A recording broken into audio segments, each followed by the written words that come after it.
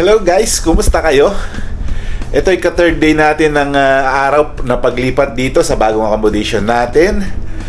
Busy pa rin, hindi pa rin tayo natatapos sa ating mga ginagawa. Ito pa unti-unti nang inaayos yung mga dapat ayusin.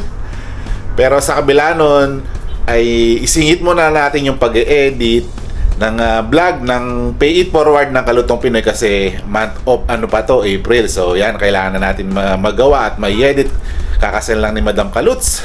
Yan, congratulations sa nakakuha at nabigayaan. Ngayon mag-edit tayo guys sa taas kasi para mas relaxing doon. Para kakaibang view naman na makikita nyo sa Kaluts Vlog. Di ba? Ito, yung mga konting, di pa pala finalized na naayos to. Ano pa lang, kumbaga, temporary, pero ito, yun yung mga, natin, yung naayos natin sa ating room, bagong room, yan, oh. Di ba? Oh, di ba, malinis, all white. Tapos yan, ready na yung mga natin, yung mga maleta natin, yung laman na lang ang kulang. Yung mga maleta, okay na.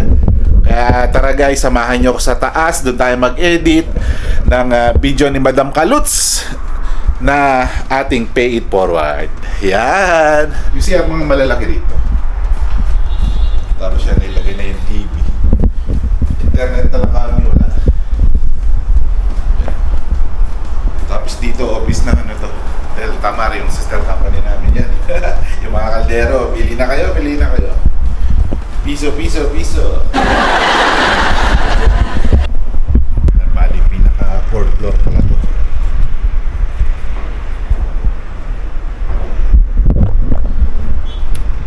Yan, konting ayos lang dito. Konting ayos lang pa lang. Okay na to. Konting linis-linis. Dito na lang tayo mag-edit. Yan, ang ganda ng view, di ba?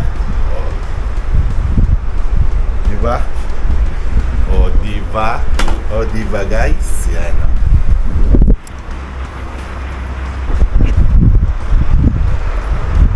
Yung view dito mga Kaluts.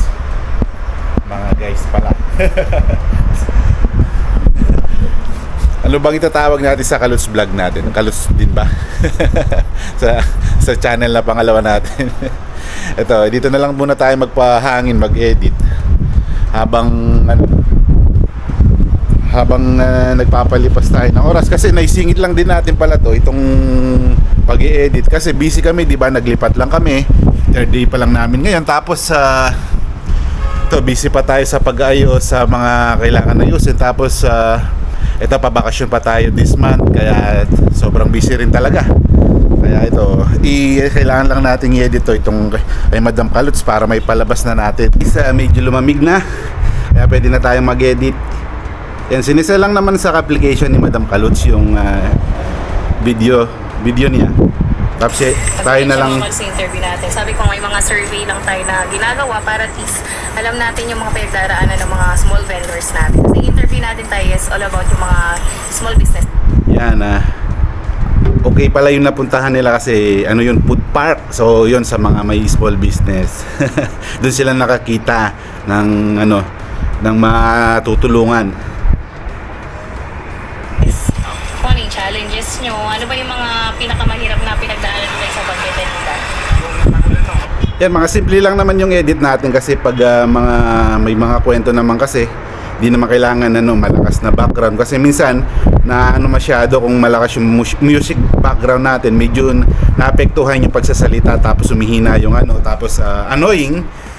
Yung iba kasi iba-iba yung klase ng panonood, di ba, ng mga viewers natin. Merong nanonood sa TV, yung iba naka-headset, tapos nakikinig habang nagtatrabaho, yung iba habang nasa biyahe, yung iba habang bago matulog.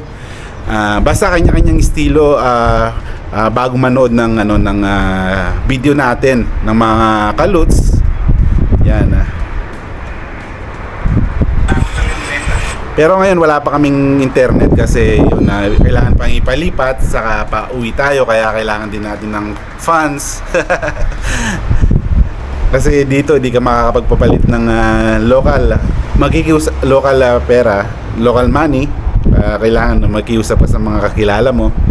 Kaya yun, yung So pag diskarte natin pag gano'n? Kailangan mo, magsagaan talaga. So yun, okay na rin pala. Bali mag isang taon na rin pala yung mga yung pay it. So isang taon na rin pala to. Ayun, So kada buwan isa yung natutulungan natin. Then masaya naman tayo dahil nagiging okay naman yung mga nila after nung may bigay yung bandagdag puhunan. I-stretch mo yung window hours ng content. So yan, dito makikita mo lang din yung sa paligid natin. Yan. Mga sasakyan, dagat. Itong malaking hotel. Tapos ito company namin. Maalis dito, napapagaligiran tayo ng company natin dito. Tapos dito yung mga warehouse dyan. Yan sa baba. Tapos dito yung mga yung mga ginagawa nila, yung mga equipment. Yan, mga ginagawa. Tapos yung mga cleaner, yan, dami. So yan, ganun lang yung buhay dito. Sa kabila ng mga bagay na busy-busyhan tayo. Totoo naman, busy tayo. Talagang halos minsan hindi na tayo nakakapagpahinga dahil trabaho, luto bilang isang OFW, tapos nandyan pa yung vlog. Yes, siyempre yung vlog, alam nyo mga kalos, ang vlog naman talaga ay hindi biro. Talaga ang vlog ay parang isang trabaho na rin yan. Then lagi kang napapaisip sa mga kagaya ko na content creator. Laging nag-iisip kung anong maganda, kung anong magugustuhan, kung saan mag-enjoy yung mga natin, kung saan ma-inspired yung mga nanonood natin. Ganyan naman ang pagbablog. Pero okay din, kahit di ba, ganito nakakalipas ng panahon dahil ang bilis. Di ko na malayan ito, 1 year na pala tayo, pabakasyon na naman dahil sa pagbablog natin, pagpasok natin sa trabaho, sa kabisihan natin. Hindi natin namamalayan yung oras na ganun kabilis pumas o lumipas yung oras, minuto, panahon. Yan, kaya na lang tayo, kumbaga parang ito na rin yung pinakalibang natin. Tapos pantanggalinip, di ba?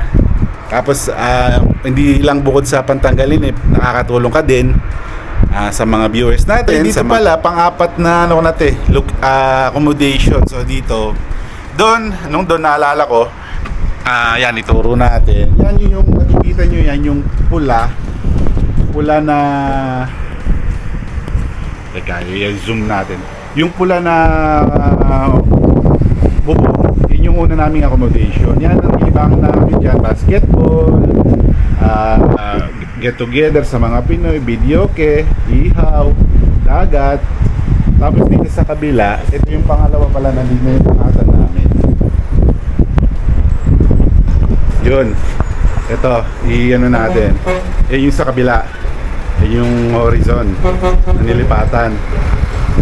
Tapos itong namin, yung pangatlo ko, ito. Yan, yung Pereteria. Ay, doon pala libangan namin. Ganun din, get together and pagluluto, yan, banding, kainan.